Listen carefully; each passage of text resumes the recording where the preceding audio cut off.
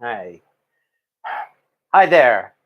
Welcome, everybody, to Cast Iron Wednesday. This, of course, is a tradition that quite a number of YouTube, not Facebook, YouTube cooking channels have been doing now for the past several years, or at least the smaller ones have done. Namely, they have been doing a cast iron video every Wednesday, which gives us a good excuse to have fun playing with our cast iron because, that's what YouTube is all about, for us to make vanity projects. And I'm more than happy to do so as well. I've been doing this myself for every Wednesday, or almost every Wednesday, I should say, for almost 4 years now. I still have trouble believing that it's been that long already, but nonetheless, that's the case. So before I get started, it looks like the pot is beginning to boil. So we are just in time here. That means first thing we'll do is check the water here, where I've got the water has come to a good rolling boil. Nice. I love this aluminum Dutch oven for precisely that reason. That means we get to mix in 1 pound of elbow macaroni. And then we will cover it for only about maybe a minute or less. We'll stir it and then cover it because we don't want it to stick. And as I said, we have to uncover it before the inevitable boil over here. All right, but there's a start for you. So that's the first step already of our mac and cheese bundt cake. And nonetheless, though, while we're here, I'd like to thank, as always, I'd like to thank everybody who's been kind enough to show up here regularly on these Wednesday nights for these live videos here. I see a number of familiar names here, people like Rocket Caver, and hello to RT Scott and Pat Z, and hello Anthony. Tessa M. Reed, hello. I'm starting to love those old time aluminum pans. Yeah, I know. They're actually quite addictive, I guess. I have, how many do I have in my kitchen now? I have two. This aluminum and the larger aluminum stock pot. I mean, they are the best water boilers I've ever owned. Hello to Cast Iron Fanatic, and thank you, and happy Cast Iron Wednesday. And hello, Rick Stumbow, Greg Hart, and Val's Black Cats Rule. Mac and cheesecake. Yes, indeed. We're doing a different kind of cheesecake tonight, that's for sure. Namely, this is going to be, in fact, a bundt cake made out of cheese, made out of mac and cheese, to be precise. So it's been a few years since I've done this, and kind of got the urge for it when I started, when I reposted the recipe to my website, Cast Iron Chaos at motomac.com. And I realized, oh man, it's been that long. And that was a lot of fun to make too. And I really liked the results. So now is as good an excuse as any to do it, I think. And hello to, yeah, and Rick Stumbow, I think I said that. And hello, Radagast, and hello to everybody. Yeah, there are several steps in making this, but it's really not much more than making a mac and cheese and then thickening it so that it will fit into a cake pan. So this should not take long at all. I had better keep an eye on that pasta, because you know what I mentioned, how pasta tends to boil over immediately after you cover it. So I think that's the best way for us to get started. Look at that. Gee, just in time. Okay, let's get this thing stirred out so that, again, so that it doesn't stick. This thing is indeed, these things here seem to be sticking together. So we definitely want to ensure that they don't stick, at least not until they're actually added to the cheese roux. Speaking of which, while we are stirring this elbow macaroni here, we're actually going to be using 3 other cast iron pans tonight. So this is not going to be a bad night for cast iron cooking. While we're doing that, let me put this down for now. Let's simply turn on the heat and start heating this one up. This, in fact, is the number 12. No, I'm sorry, the number 10 size Birmingham Stove and Range cast iron skillet. There we go. I'm using this large pan because I want to be sure to have enough room to fold in all that, to make a cheese roux and to fold in all of that macaroni to it. So I'm thinking a pan with a lot of room is probably the best way to go here. And at this point, well, we just, of course, have to keep cooking this until it is all done.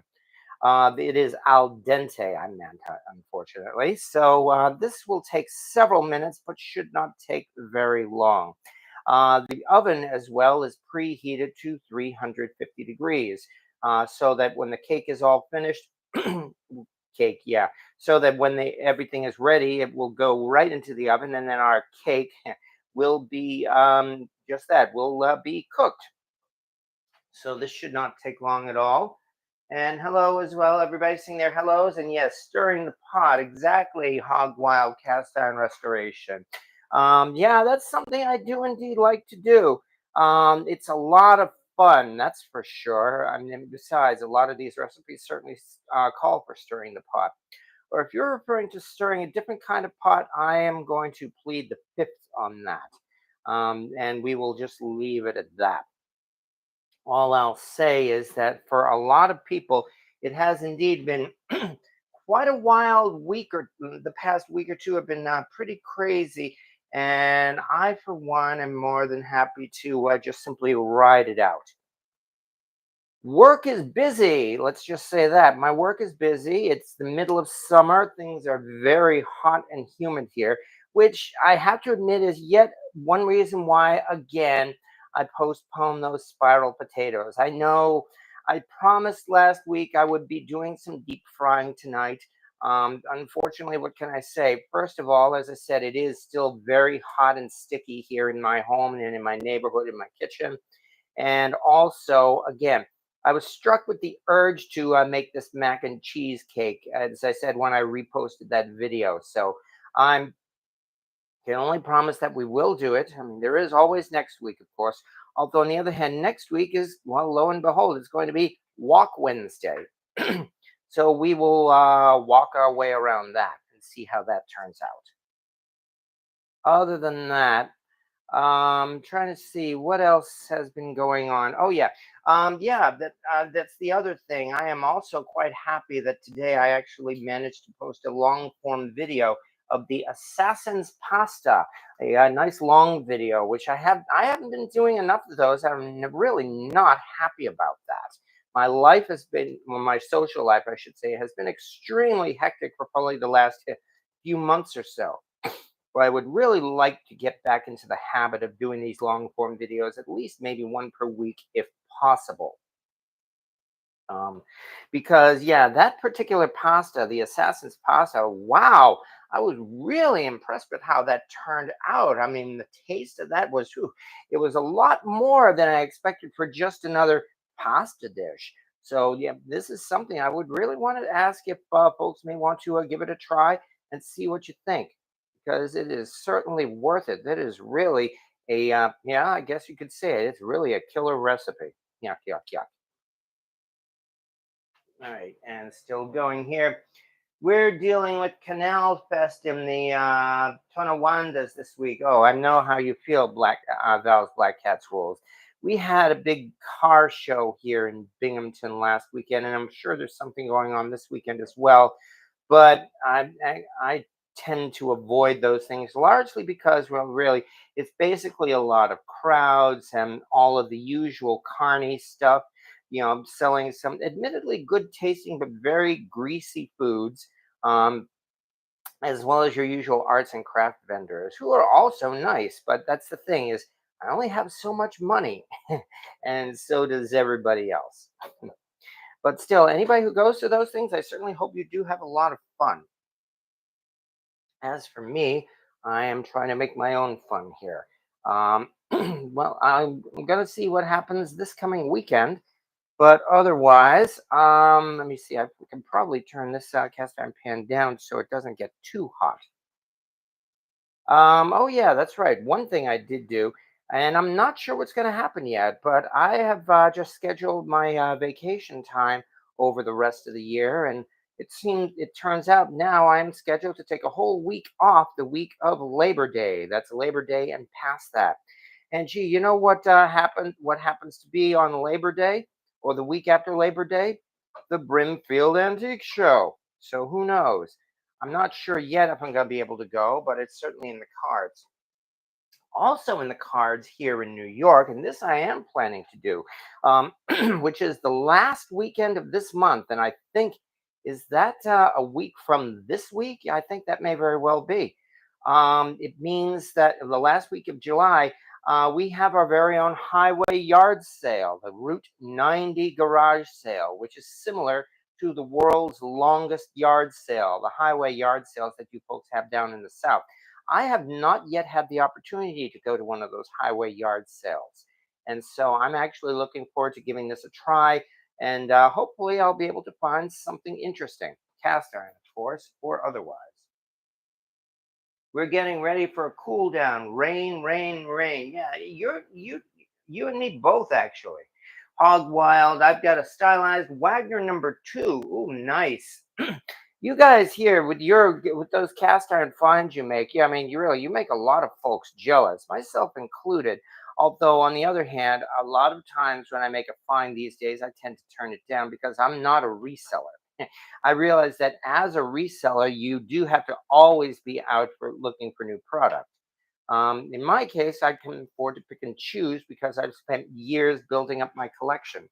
Even so, I still tend to succumb to temptation every once in a while, which in fact is what I'm going to be doing tonight when I make the mac and cheese bundt cake in the BSNR number 10 skillet.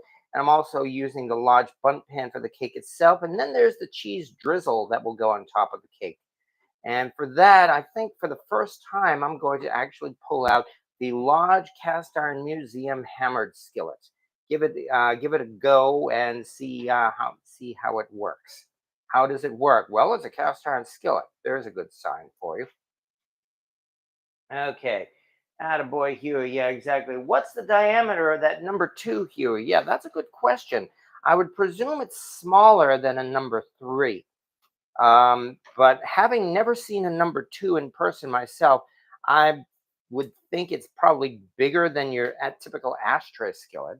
I have seen some a few unique cast iron skillets, not number 2s per se, but modern day ones that are more like about 4 inches in size. Would you say that number 2 is somewhere around there, or maybe I'm judging it too small?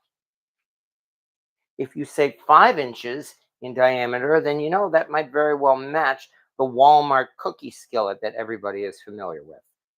Meanwhile, this pasta here is indeed finally starting to thicken up. So we are making some decent progress. Oh dear, I just realized I forgot to get out the strainer, the colander. So let me dig that out right now while we're thinking of it. There it is, and put it over in the sink. I always forget something in my prep work, but at least I remembered it now and not a few minutes from now. All right, let's taste test at least one. I'm thinking this probably still has a ways to go, but you never know. Let's taste this. Hmm, actually, it's closer than I thought. I'd say maybe about another minute or so, and this macaroni will be done. Nice.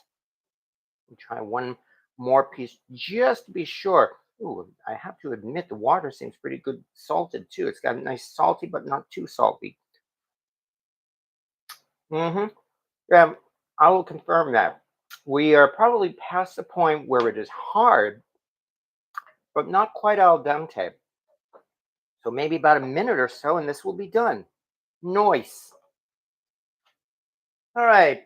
Found at Rocket Caver. Found. Oh, Huey will sleep with that number 2 under his pillow. I don't blame you at all. Found a number 8 Chicago Hardware Foundry skillet at a local auction. The local Griswold hunter was there saying he didn't bid on it as it wasn't worth anything. Oh yeah.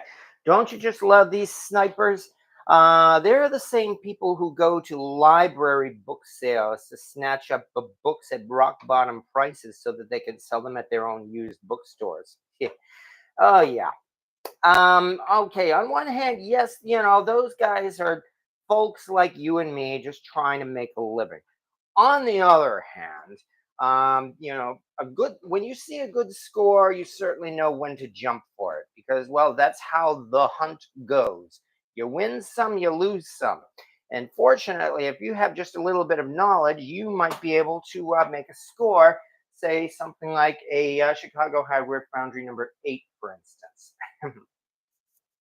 Hmm. I just nodded and it took it to the car. My number 1 Piqua, yeah, that's right, is 4.5, 4 1/4 inches. Whew, that's still bigger than an ashtray skillet, I think. All right.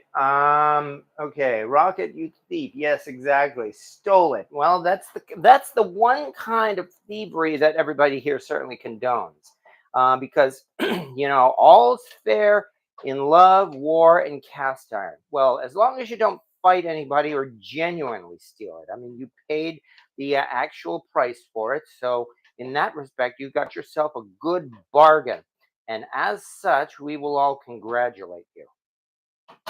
I mean, there have been some reports of rip-offs in the cast iron community, or scam artists going around the Facebook cast iron groups, for instance. And I'm pleased to see that nobody I know of here on this group, and hopefully that's the case, is one of those rip-off artists. I don't mind providing cast iron information for antique dealers or vendors or the like because, hey, we're sharing the information and I would rather the information get out there and so that it isn't lost. So I don't mind it that much. I don't even mind eBay sellers selling their cast iron at inflated prices. I just don't buy it myself, except if I find a real bargain. I think this may very well have reached al dente at this point. This stuff is definitely expanded. Let's try this. Mm-hmm. Mm. I would have to say I do believe we are done. So far, so good. Step 1 of our mac and cheesecake is ready, is done. That means now we get to pour it on or pour it out if you prefer. This lid is, well, actually, it's so I can pick it up without burning myself. That's good. So we'll put the lid over here, get out the gloves, throw out this box. Keep your workspace clean. Okay, get this out carefully. I don't want to trip over the cord again like I did a couple of weeks ago. And plop. Oh yeah, one other thing. When I made the tomato broth in this aluminum pan here, somebody pointed out you used tomato in that aluminum pan. Yes, and you know what? It got this thing all nice and shiny on the inside. I think this was more clean and looking and shiny than it's been in a while. Of course, I've given this thing a lot of use, but still, I have to say that tomato broth helped to clean out the inside of this aluminum pan. Hint, hint, hint. So that might even be something to consider. All right, that means now that we've gone on to step 1, we can now move on to step 2. Nice. I don't know. Is this a new habit I've been suddenly picking up, saying the word noise all the time? Well, I suppose that's not a bad thing. All right, let's double check here. Okay, now that we've cooked the okay, drain and set aside. Now it's time for the roux, which means we melt. Got it. Okay. All right. That means. Oh, I haven't even chopped up this cheddar cheese yet, have I? All right. So before we do this, I have one other thing to do. Thought I had all my prep work ready, but there's always something. This is a half-pound block of cheddar cheese, and I just need to quickly slice it up. Carefully, of course. 1, 2, 3. and 4. All right, yeah, I can tell it's a hot day. Even this cheese has already softened a little bit since I took it out of the refrigerator. All right, put this knife someplace safe. This, of course, will make it easier to melt when the cheese goes, when the cheese goes into the roux. So, some very quick pieces.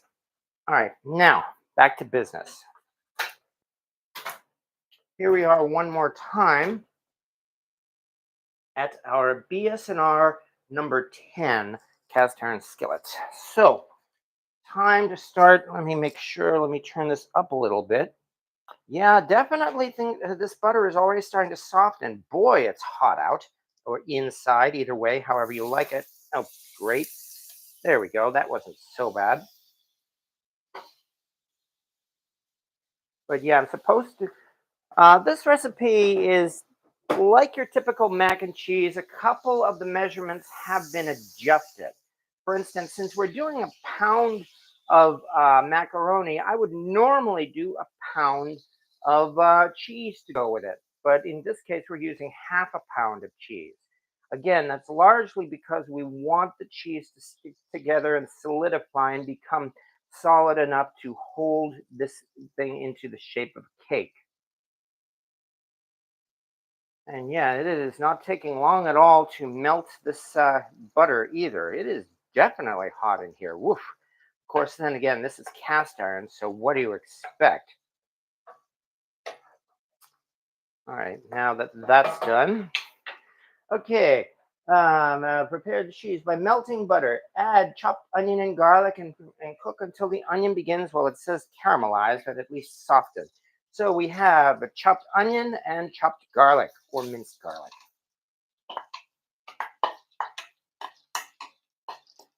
So far, so good.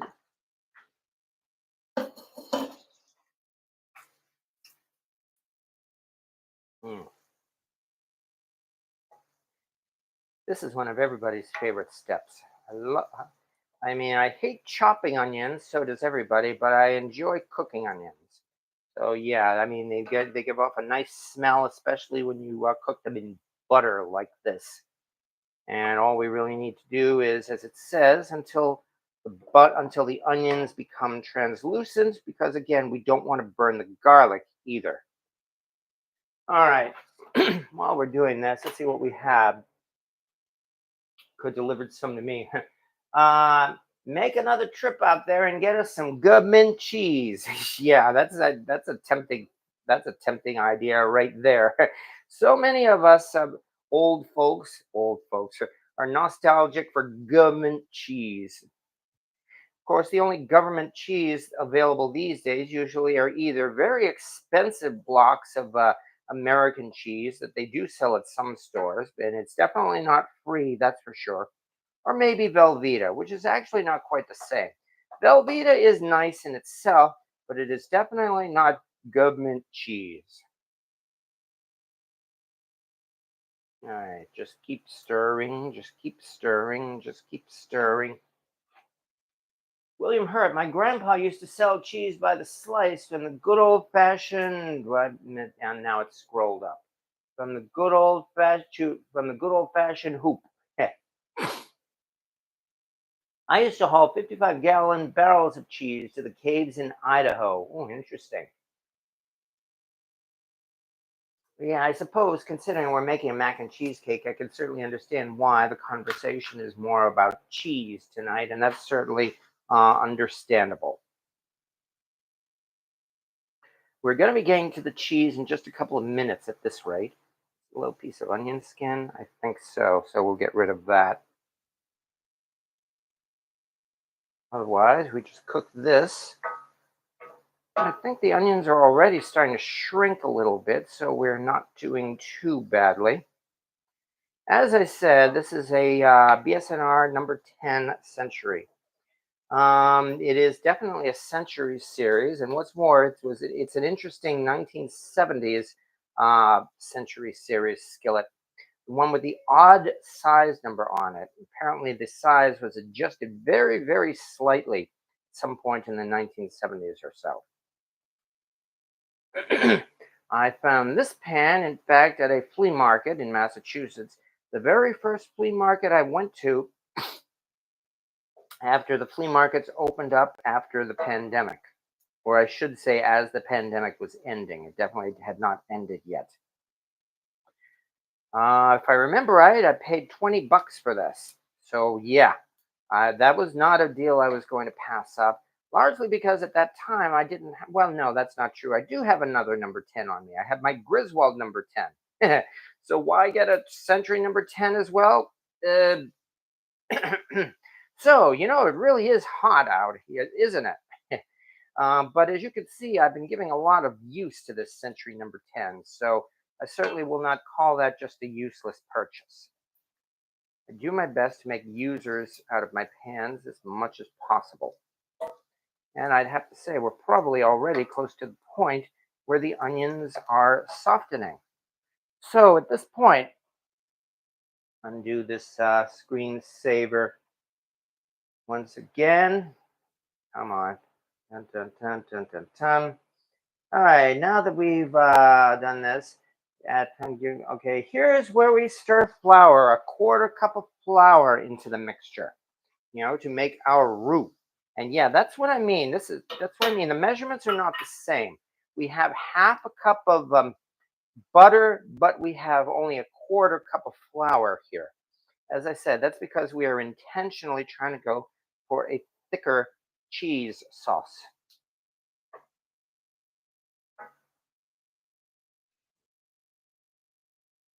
First, you got to make a roux. Got to keep going so that I don't burn the roux. That is a no-no. And while we are doing that,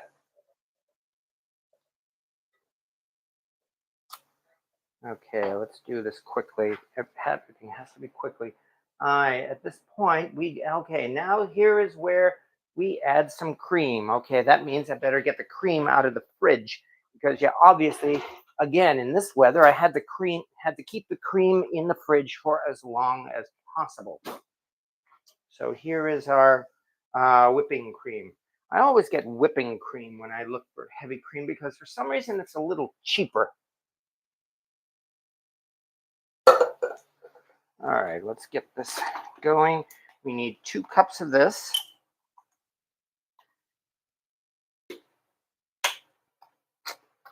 Normally, I would do this just a little bit at a time. At first, let's measure in 2 cups. There we go.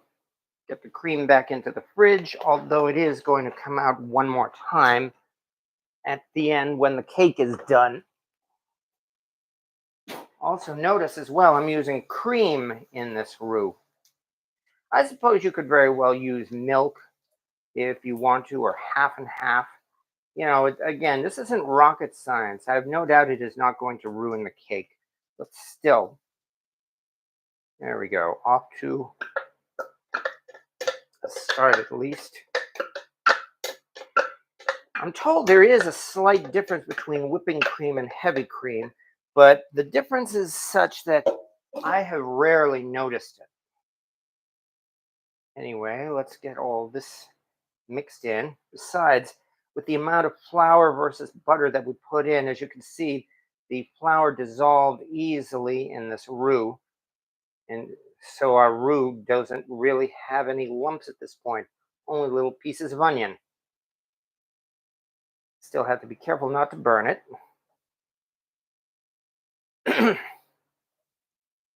I have vague memories of way back in 6th grade of taking a cooking class we had for like maybe one semester or less. I hardly learned to cook then. I think for whatever reason, it just didn't work out. But back then, of course, the very first thing we made was white sauce. All not very exciting at all. However, it is definitely a necessity. Boy, I just noticed this is actually starting to thicken up already. Better turn this heat down a little bit. But white sauce is definitely necessary because it is for moments like this when we will be making our mac and cheese. Okay, but aside from that, I also need to put in teaspoon of ground mustard, and half a teaspoon of paprika. So let's do this quickly. Everything is quickly. Dig out my measuring spoon here. Teaspoon of ground mustard and my good old smoked paprika. Half a teaspoon of that. I definitely need, yes, I can see this is bubbling all right. I definitely will stir this in just a second. Half a teaspoon of paprika. I think the regular paprika is more for color than anything else. Even though paprika is actually really made from red peppers, there's really not that much of a taste to it. At least not the powdered stuff that we buy. Smoked paprika, there is definitely a taste, however. All right, move this around. Definitely lower the heat a little bit.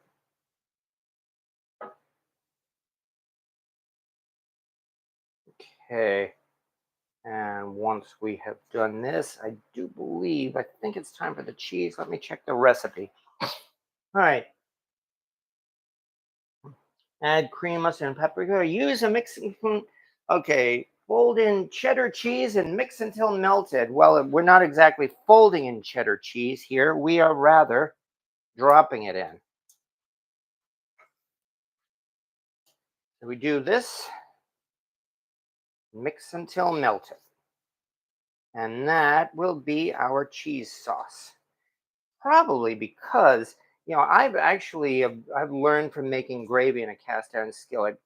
Cast iron in particular tends to give you very thick gravy, and I can see that this, if I'm not careful, that may very well be the case here with this roux. Good. I mean, I only use a quarter cup of flour. I don't want this to get too thick because we can't make this into something like a consistency of blob. However, I have done this before, and this is based on this recipe. As I said, it's been a few years. So let's just simply keep on going until the cheese stands alone. The cheese stands alone. The cheese stands alone. Hi ho, the dairy, the cheese stands alone. I think that was it. All right. Just have to have patience, as always. Have patience. Even though this isn't a pandemic, there must be patience. While we're doing this, let's again check the comments here. Hmm. I love smoked paprika. Use it frequently. Yes, I'm in the same boat. I was introduced to smoked paprika by Alton Brown. Damn you, Alton Brown. And once I tried it, yeah, no, there's been no looking back for me. Anytime a recipe calls for paprika, I throw in the smoked paprika. Anyway, at least it looks like this is definitely non-stick, so we're not doing it too badly.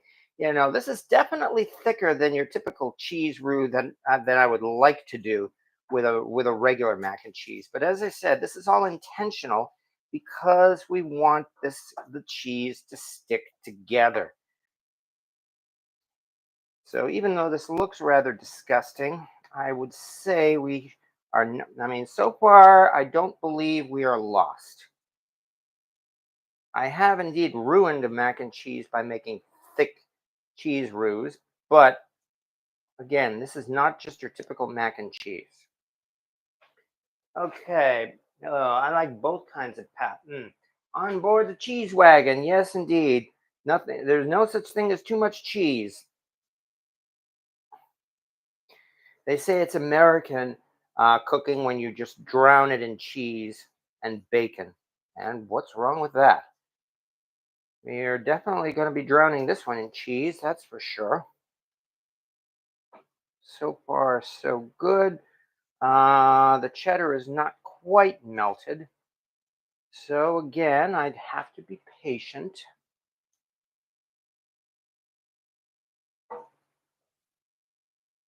And let's just relax, calm down. Well, actually, I'm not excited or anything, and I'm not panicking.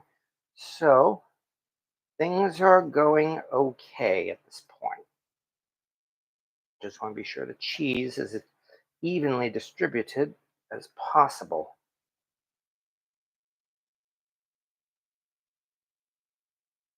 I think we are starting to get to that point. Yeah, I know those orange streaks here can spell doom to a mac and cheese. I can only say yet again, this is not your typical mac and cheese. All right.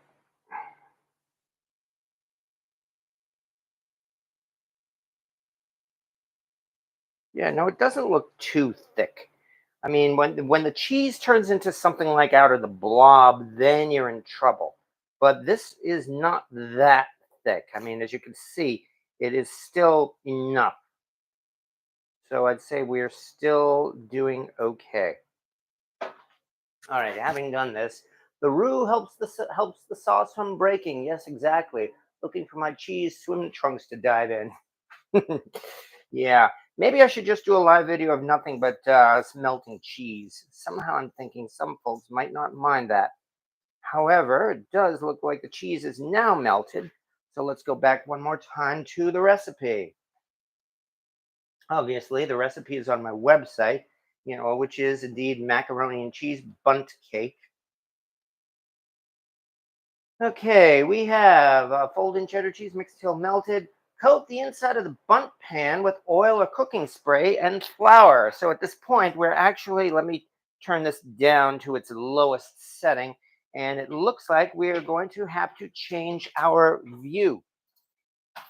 So that means put this aside, turn the camera back over to here, and let's get our bundt pan out, which we actually have seen before, and I'm actually quite proud of that. This is, of course, is the large cast iron fluted cake pan. It's actually not a bundt pan. Let me move this mouse out of the way.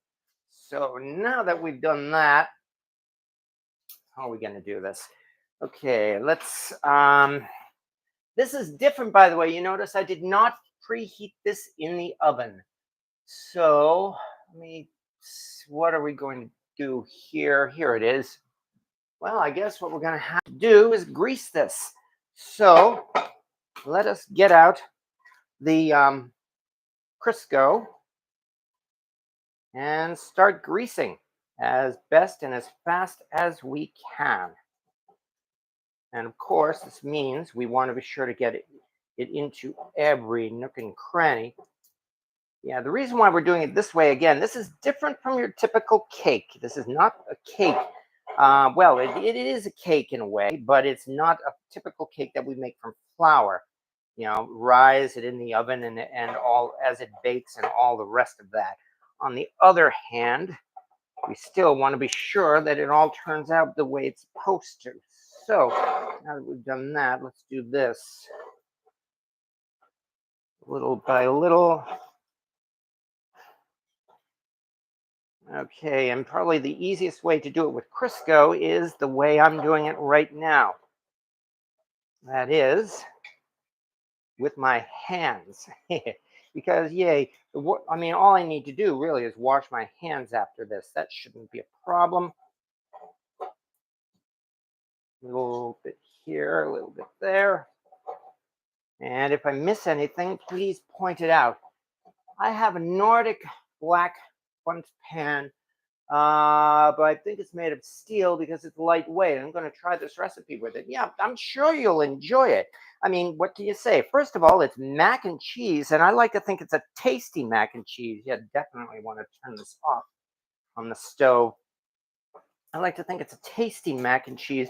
And of course, the shape of it is something that your family will be impressed by. So, yeah, this is one of those things that you can make for like parties and gatherings, and people will go, ooh, ah, how did you do it?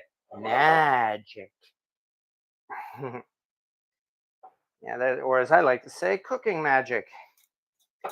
All right, we've done not too badly now. I think we are good here inside, and turn this around again outside. Make sure we have every nook and cranny. There we go. Now I have to wash my hands quickly because, Crisco is greasy. So let's get this done as quickly as we can.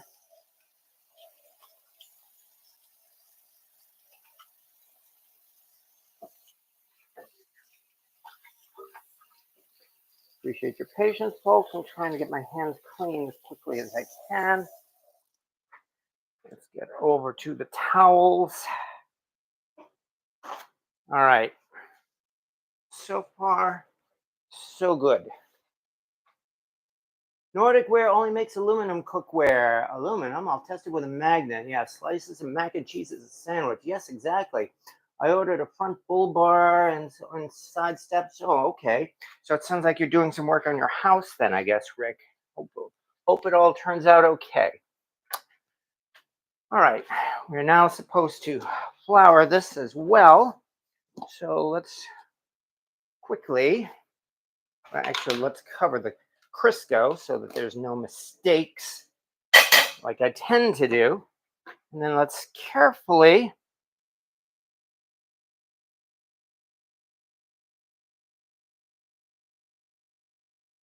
add our flour.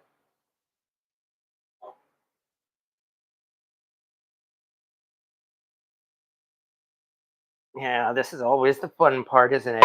Some people, if I could remember who, like to actually cover the top of this with plastic wrap or something, especially so that you don't make a mess like this when you are flouring. And that's probably not a bad plan, actually, now that I think of it. Maybe a little bit.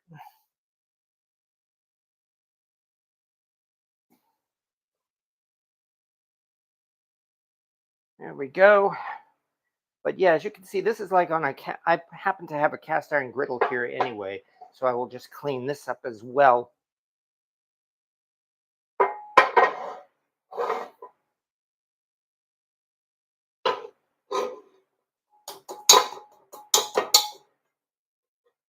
I want to overdo it. In fact, I might even be able to. There we go.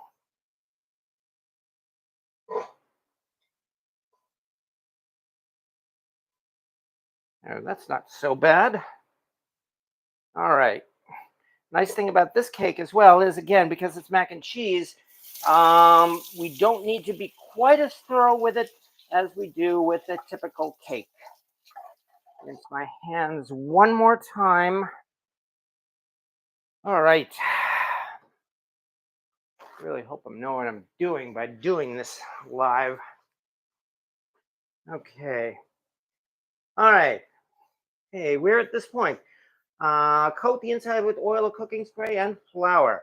Beat the eggs. Okay, now comes the eggs. Okay, yeah, and here's the part. Again, we need the eggs as a binder. Let's put this flour away again so that there are no accidents.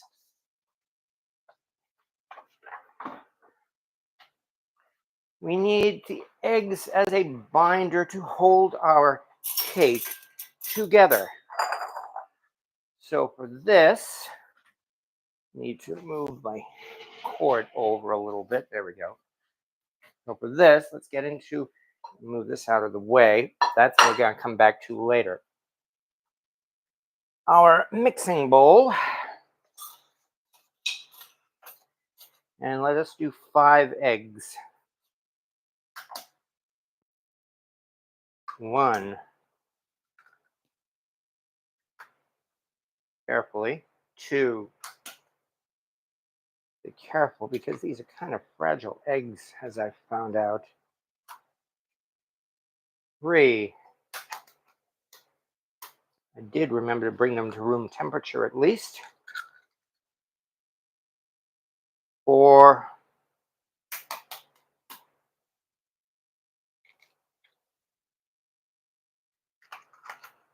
and 5.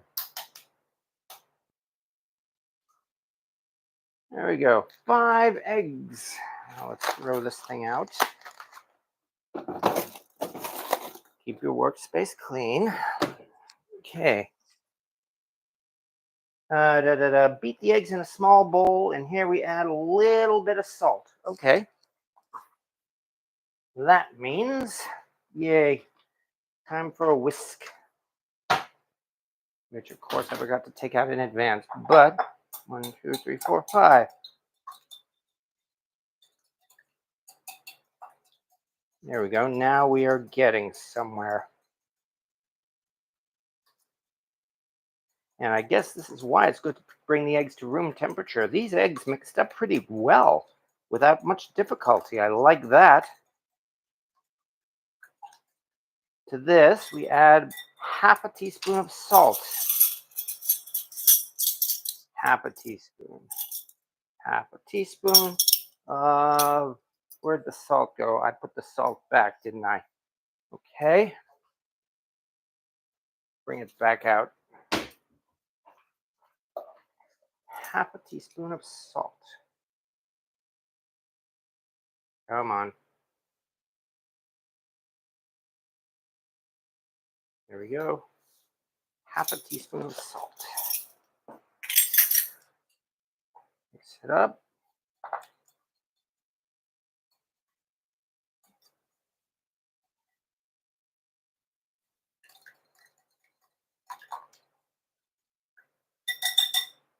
And to this, okay, add salt and stir. And now we mix the eggs into the cheese mixture. Oh, good. We are at the point where we're going to bring all this together. That means we get to head back to the stove where I had turned the heat off so that this would not burn. Let me turn this heat back on. Considering that this cast iron pan is still hot, I'm not worried at all about this. However, let's mix this all together again. Our cheese mixture here. I know they say that's right. When the oil separates, then we're in trouble. Only going to say yet again that this is not your typical mac and cheese. At least I hope not. All right, now from here,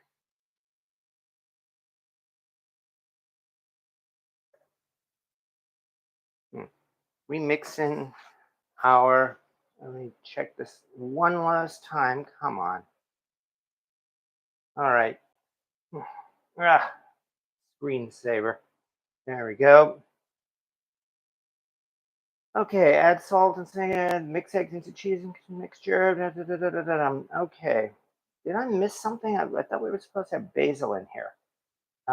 Beat eggs, mix eggs, fold in macaroni. Somewhere there's supposed to be some basil. All right. Well, then in that case, just for the heck of it, let's throw in a little bit of basil as well.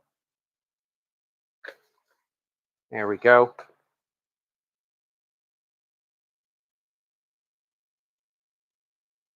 Mix all this up. Ugh. Okay. Now comes the egg mixture. Plop. Mix everything together.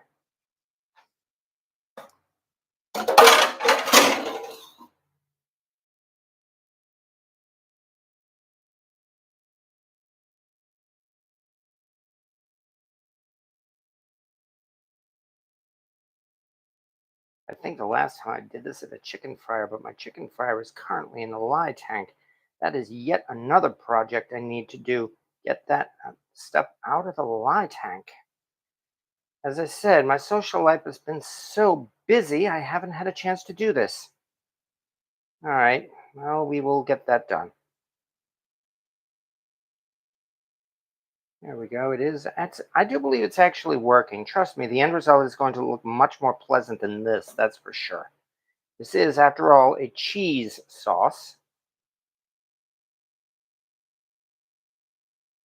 And what's more, it does not have the consistency of the blob.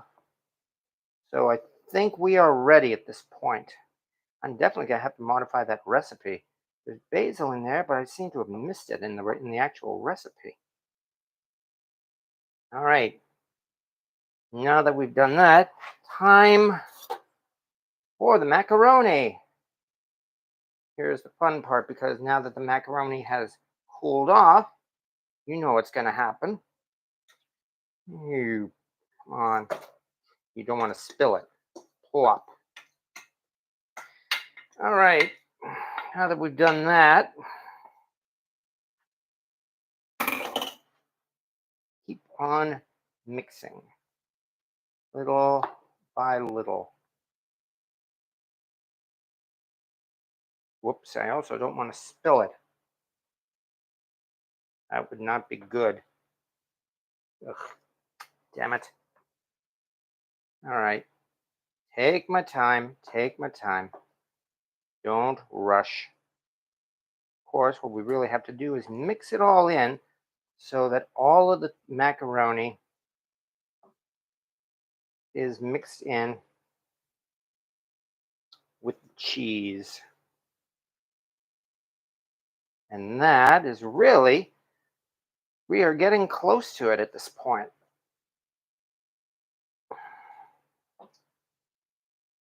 As I said, this is why this is not the same as a mac and cheese that you would normally either bake and serve or just serve. This is, in fact, much more thick than the typical mac and cheese. Although I've no doubt that this is edible and I could very well just eat this right now. However, I'm trying to be fancy here, an artist. And as a result, this is not the last step. It's close to the last step. We're getting to the good part. And it's a good thing too because it's already quarter of, almost 5 minutes of 9. Hope this doesn't turn out to be a longer video than usual. Well, we've gone this far. However, there we go. I think we are at the right consistency now because, as you can see, our mac and cheese has successfully mixed into the cheese sauce. So, by Jove, I think we've got it. Again, all it took was a little bit of patience. All right. I would have added pepper and tempered the eggs into the sauce. I've scrambled eggs more times than I can remember. Well, fortunately, as you can see, this did not scramble. I'm pleased to say. I think this is maybe my third time making this recipe, so I would say we are off to a yeah.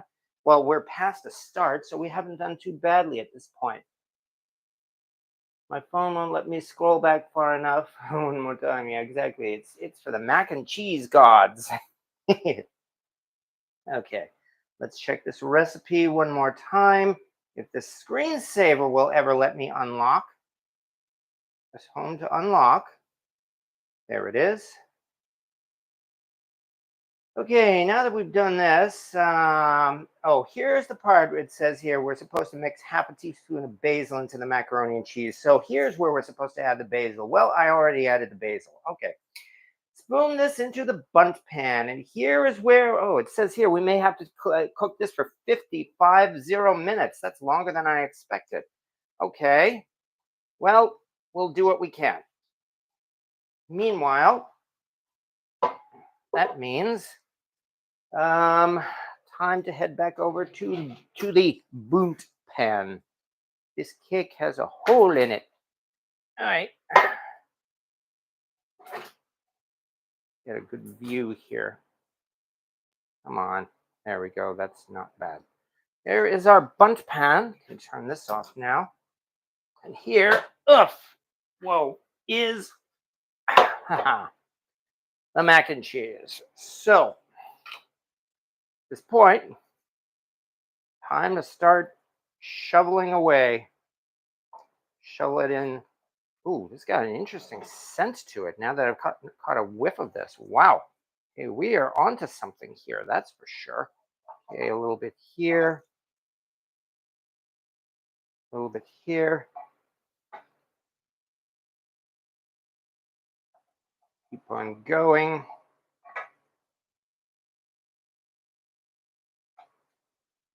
Maybe you might prefer this view. Oh, damn it. My cord again. Okay. I think you might prefer this view.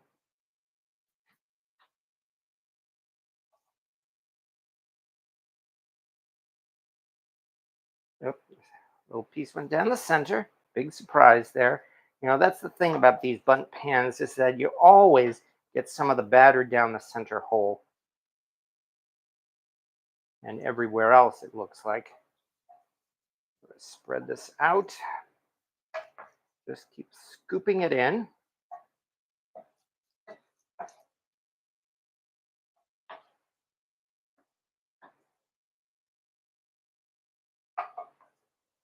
A little here, a little here.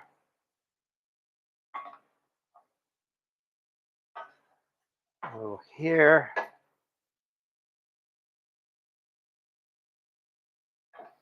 One thing to consider, I guess, this is a gas oven rather than an electric oven. Does that mean, oh, I keep dropping that. Does that mean it will be done sooner? I don't know.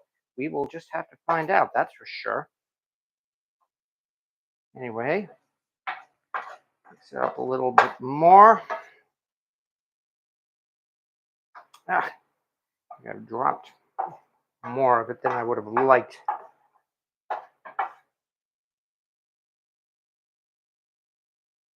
There we go. All nice and even, mostly. I suppose we should probably press it down a little bit. And there we go. There is our mac and cheese cake. Time now to put this into the oven. So, means we get to change our point of view yet again. To the oven, obviously. Yay. And this time, this pan is not preheated, so I can do this without having to wear gloves. Yeah, look at this mess I made up. I think that's what I'm going to be doing for the next several minutes or so, cleaning up my mess. One, especially since I just cleaned the oven. Two, I'm going to have to clean it again. Three. All right. Did it. Let me rinse my hands one more time.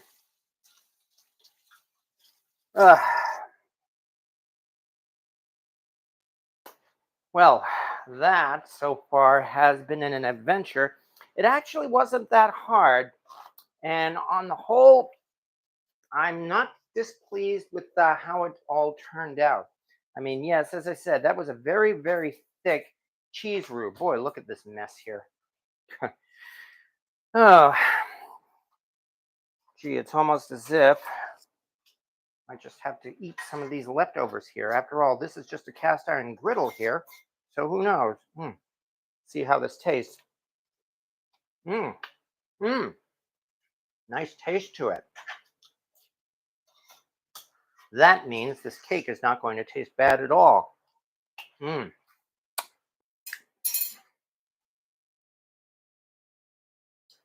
That I'm happy about. Okay. Well, that in itself, does this get covered? I'm wondering if it will dry out. Actually, no.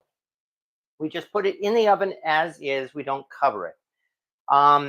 Whether or not it will dry out, consider that what we saw there on the top, the cake is going to be flipped over, and that will actually be the bottom of the cake. However, I can see once again, I got myself quite a mess to clean up here. But what else is new? I mean, it seems to be par for the course pretty much for the cooking I tend to do in my kitchen. Oh yeah. Okay, new recipe: flour covered mac and cheese. You know, that might work. Or is that Coke? No, I can safely say it's not Coke. Not to worry. I'm not the guy from Goodfellas. Oh, you're making a cake? You're gonna make a cake? No, I am not making a cake. But in this case, I am making a cake. However, if you don't mind for a second, I need to hydrate because have I said enough times that it is very hot tonight?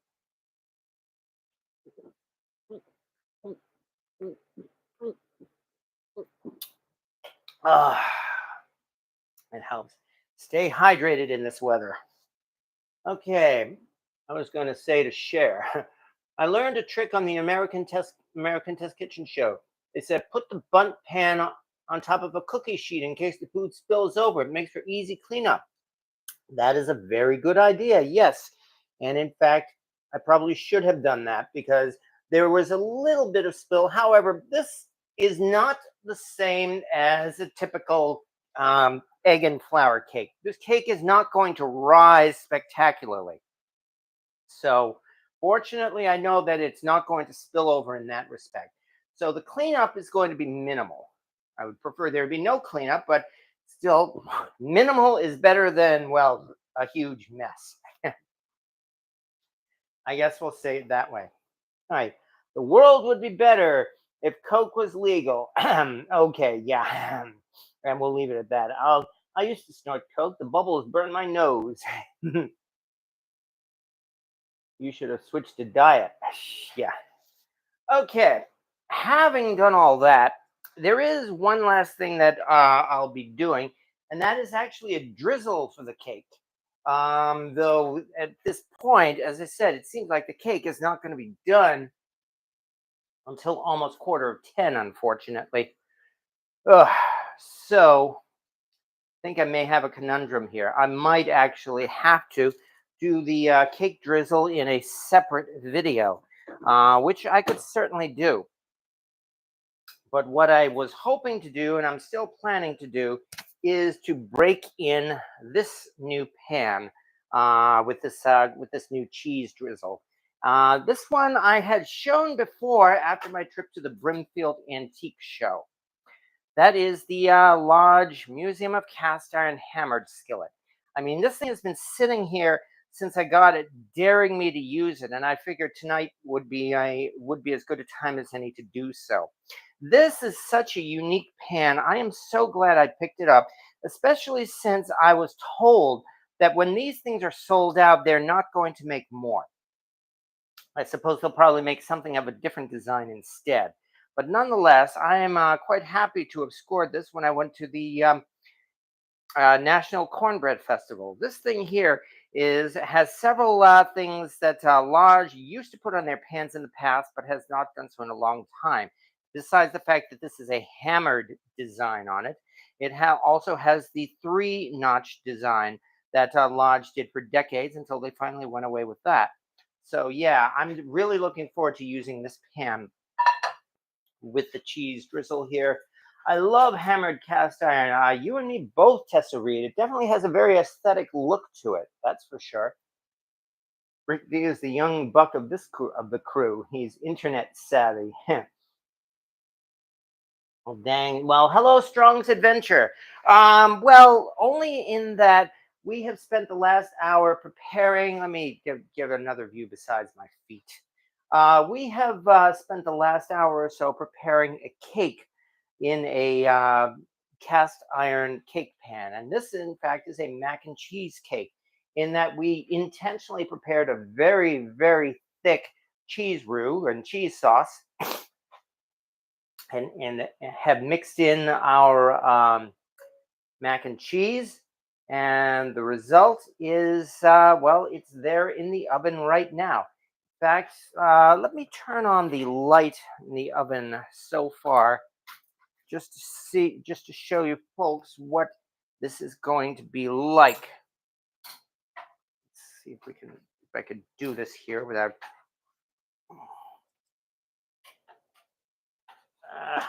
Come on. Well, there's a view for you. I think we managed to have something there. Anyway, that is the mac and cheese cake. And it's not going to rise exceptionally. It is not going to overflow that cake pan. So I'm not worried really about any more of a major spillover than those little bits of flour that got onto the. What is going on now? Loosen this up. There we go. That got onto the oven floor. So we are not do. So on the whole, we are still not doing too badly here. Hubby had just walked by when you shouted out. He said hi. And hey, go look and fetch that address. Okay, he's a cool dude. Gonna get another $2,000 gas bill. Well, I certainly hope not. I do have to actually say one good thing about NYSEG. Val of anyone here, Val's Black Casseroles is probably all too familiar with NYSEG. You know, the New York, what is it? The Sewer, Electric, and Gas Company. And yeah, it is true that shortly after I moved here, they had some kind of a mess up, and I ended up with like about a $3,000 gas and electric bill, which finally we got all straightened out, but it took the better part of a year to do that. However, this year I do have to say NYSEG replaced my electric meter with a new so-called smart meter. And since then, my electric bills have been consistently lower, as much as one third lower. So I'm actually quite happy with that. Apparently, this new electric meter is working much better than the old meter was, and it's saving me a little bit of money on my electric and gas bill, and I'm actually quite happy with that. So I have to give NYSEG credit where credit is due, for whatever it's worth. Movie night, kids. Smell you later, Anthony. Well, I hope you're watching something good. I had one of those hammered skillets in my hand last time we were at the museum, and I put it down and forgot to pick it back up. Darn it. Yeah, Rocket Caver. Well, there's always your opportunity if you manage to get back to the Lodge Museum at any time soon. So, NYSEG and National Fuel. Oh, yeah. They are wonderful companies, aren't they? After that mess up with my bill, in fact, I am still do not trust NYSEG to handle automatic bill payments. I still pay my electric and gas bill manually every month, but I still like the fact that thanks to this new meter, my electric bill has gone down. In fact, have a cheesy week, Anthony. You too. That happened to us with our water bill. So now they have to come walk and check meters again. And yep, our bills went down. Yes, exactly. So read that meter. Yes, so things are going a little bit better in that department, and I'm quite happy about that. Especially since while I have not had to run gas, my heat 24/7 like I was doing in the winter. Instead, of course, I have been running the window fans almost 24/7. So you just can't seem to win either way. Well, that's what I get for moving to New York. There's this little video that points out here in New York, it's like we don't have hurricanes, we don't have earthquakes, we don't have alligators. We don't have hurricanes, we don't have earthquakes, we don't have alligators. We don't have hurricanes, we don't have earthquakes, we don't have alligators. NYSEG doesn't even buy dinner or give a kiss. I understand NYSEG is apparently going to be compensating people for food that was ruined or spoiled in a recent power outage. I read that in the news just today. So, I know it's a PR move, but then again, so it goes. Okay, do you have air conditioning? I do not. This is an old house that does not have central air conditioning. My guests, my house guests who I've told you about, who have been officially moved out for about 2 weeks now, they in fact did donate a small air conditioner to me. And yes, I have to admit, I have been using it. It is upstairs in my bedroom. I'm trying to keep from blasting it 24/7. But I'm probably going to use it again when I go to bed tonight. On the other hand, apparently the weather's changing a little bit in that after this week or so of a 90-degree humidity, weather is going to change and we're going to be more like in the maybe high 70s to 80s for about a week or so before the temperature goes back up again.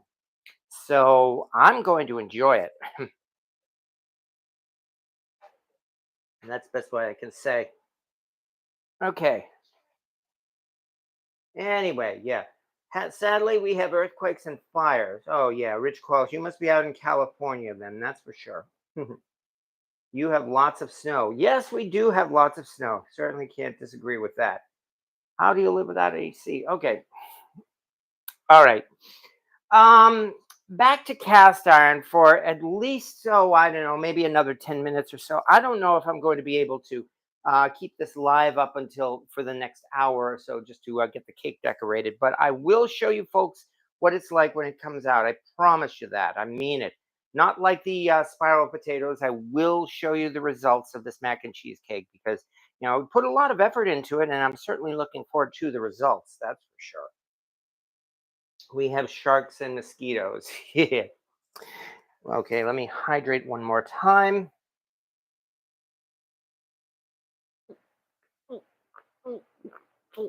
Ugh, and much better. Okay. Yeah. Now that it's cooled off, as I said, here again is the inside of the Wagner aluminum Dutch oven. Although, admittedly, there's kind of like a coating of starch. Yeah, starch on the surface because after all, we did cook pasta in this. Still, this thing is actually not too bad at all, especially considering the amount of use I've put into this pot. So am actually surprised that cooking those tomatoes in this pot seemed to have done a great job cleaning it up. And I might ask if folks may want to give that a try if you have an aluminum pot that you want to clean up. Certainly something to consider. In fact, now that I think of it, I might actually do that with that big aluminum pot. You know the one. Let me dig this out. In fact, this is the one I found about 2 or 3 months ago. And I have been working, and yes, I have used it, by the way. Um, I told you about this one here, folks. Here it is right here. This is the Super Made Cookware aluminum cast iron stock pot or Dutch oven. When I found this at a flea market and I paid $7 for it, I honestly thought this was an unmarked Wagner because this, in particular, this design here underneath the lid and the cover of the lid as well. This all makes me think that this company must have borrowed, quote unquote, borrowed, if not stole, the design of their pot from Wagner because it certainly looks like a Wagner, and that's why I thought it was a Wagner. Anyway, when I got this, the inside was almost completely stained black, and I have been doing everything I can to clean this pot up. And on the whole, I don't think I've done too bad a job. As you can see, there are still some stains on the surface even after all this time. But seeing what I saw with this, I think I'm going to use this pretty soon, cook a big batch of my family's favorite pasta sauce in this, with tomatoes. And I'm hoping that will have the same effect on this that it had on the other pot over here and may help to finally clean out the inside. So I'm actually looking forward to the results when we do that. Still, yeah, this huge pot here, as I said, everything from the design of this, from the from the handles, the ears, and everything. I could have sworn this was a Wagner when I got it, and that's why I was surprised to see it actually says Super Made Cookware. At least it inspired me to do some research on this particular pot, and oh yeah, one other thing that this has that I don't think I've ever seen on a cast iron pot. You see this little lip here? That means it has a pour spout here, and if you set it right, yeah, say that again. There you go. If you set it right, you can lock it on, which is nice. But anyway, I did some research into this particular one, and I found out that this thing here actually came from Switzerland. Apparently, the company that made these pots in like the 1920s and the 1930s, they made these things in Switzerland and then imported them into the United States, where they were regularly sold by door-to-door salesmen. Because back in those days, door-to-door salesmen were a huge industry. I mean, really huge. I would say that just about any neighborhood probably had door-to-door salesmen going around all the time selling all kinds of stuff. And usually they were houseware products targeted at, well, housewives. Because unfortunately, that's how it was back in those days. I mean, I could get on about women's rights and about equality and all that, but sadly, well, as you know, that's how society was until they finally managed to change it. Took decades. But as a result, a lot of those products sold by door to door salesmen were aimed at housewives, and this was certainly one of them. I found this for $7 at my local flea market, and so far I'm thinking that was a decent bargain. Use the Godfather's tomato sauce recipe. Well, I am Italian. I do not care to restore aluminum that is too oxidized. Well, as I said, on the whole, I don't think this was too bad of a restoration so far. And that's why I'm going to give the tomatoes a try and see whether or not that might help and maybe even improve this. All we can do is try it and find out. If I end up ruining this pot, that means I'm out $7. So yeah, as you can see, this would be a real heartbreaking tragedy if I ended up accidentally ruining this pot while I continued to try to restore it. Anyway, the parents had one that looked similar, but I had no idea what happened to it. Yeah, a lot of us can say that about our family heirlooms. That's certainly true. One say that because I have my dad's old army cook pot and it is too far gone. Got to keep it anyway. Ooh, well, I'm sorry to hear that, William Hurt. But yeah, I guess at least if nothing else, you have an heirloom. That's for sure. I did, and it's a full-time job, not worth it to me. Yeah, it was. Yeah, as I said, I did my best to try to clean this pot up. On the whole, again, it's at the point where I can use it, but I'm gonna see how the tomatoes work. All right. Mom gave us a calphalon stock pot. I used it for a porcupine. Porcupine. I'll return it to her because it has Teflon. Porcupine? I'm not sure what you mean. Do you mean did you catch a porcupine in that stock pot? I'm honestly not sure. Okay. Nonetheless, as I said, again, this cake is going to be in the oven yet for. I put it in a little more than 20 minutes ago, which means it's going to still be in the oven for at least another half hour or so. As I said, I don't think I'm going to keep everybody here that long. I will take this out of the oven, of course, and I will be sure to record it so that you can see the results. Besides, that way, unfortunately I did make something of a mess when I made this mac and cheese, so I do have some cleanup to do. So that'll give me something to do until the cake is done. Yeah, exactly. What's a porcupine in cooking? I'm curious too. But I think we will, as I said, we will probably call this a night for now because, well, we've got things to do. I mean, again, it is a work night for everybody. I have my mess to clean up here. Again, I will record the cake when it comes out of the oven.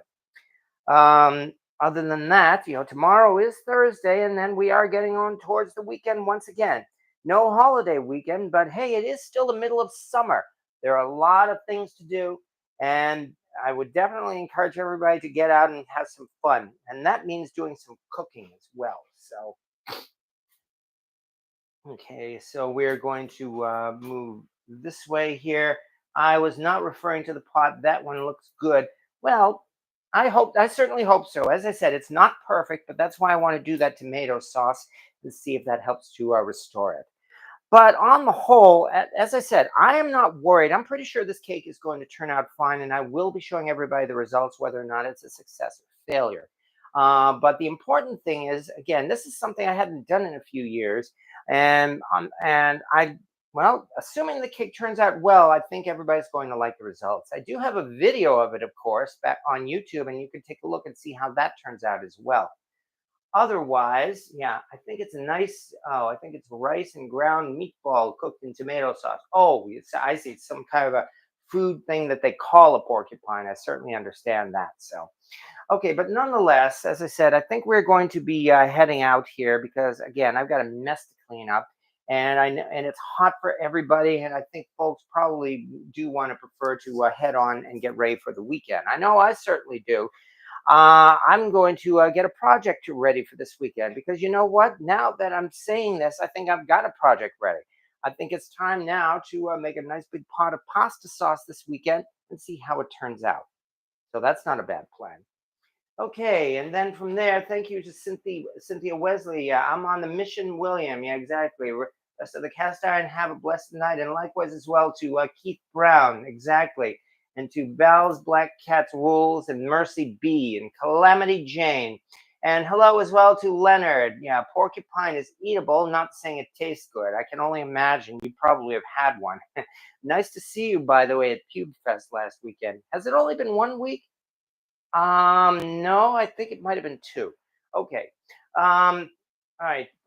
Yeah, very different. Well, I don't know about different, largely because, well, maybe because we made that kind of a mac and cheese, I suppose. And that at least turned out okay. That mac and cheese tasted good. So no matter what, I've no doubt that the end result, even if it doesn't stay together, we'll still be able to eat it. So that's not so bad. As I like to say, in cooking, there are a few disasters and many learning experiences. And fortunately, we can still eat the learning experiences. But hopefully, this is going to be more of a success and less of just a learning experience. We'll find out in about half an hour. All right. Or you can put your grill together. Well, there is that too. And likewise to RT Scott and Rocket Caver and Alma Wasilewski. Exactly. Be cool and keep hydrated, everybody. And hello, Kimberly Miller as well. Hello, not feeling the best? No, not to worry, Kimberly Miller. You can always watch the replay, or you can watch the video that I posted earlier tonight of Assassin's Pasta. I was happy with that. And if folks want to give that a try, you may want to see how that turns out. That was easy to make, did not take a lot of ingredients, and did not take too long. So you might want to give it a try. All right. I also had the bonus of cleaning up my aluminum pot. And having said that, then I think we'll be calling this. So I can only thank everybody as well for standing by, for being dropping by tonight. Next week, though, as I mentioned, is the last week of last Wednesday of the month, and you know what that means? It means it's Walk Wednesday. So that means we get to dig out the cast iron wok and see what we can do to cook in it. So far, I have not yet done any traditional Chinese dishes in that wok. All of the things I've done so far have been Americanized or fusion dishes. So I should probably look into doing some traditional Chinese cooking and see how that turns out. And that's certainly something to look forward to. Always a good excuse to play with the wok. So thank you to everybody who's been kind enough to show up here. And I hope you've enjoyed yourself. I do my best to entertain you. Likewise on my YouTube channel as well. Thank you very much. As they like to say, like, subscribe, share, and so forth. And I will see you as well on Facebook and maybe on TikTok. You know, TikTok has really become more and more of a wasteland these days. Even the cast iron videos on TikTok are becoming fewer and further between. Well, I'll stick around there for a while longer just to see how it turns out. But other than that, yeah, everybody else, yeah, looking forward to Walk Wednesday next week. Yes, and so am I. So we will stay safe and healthy out there and keep hydrated. So have a good night, everybody. We will all catch you all later. And as always, see you next Wednesday.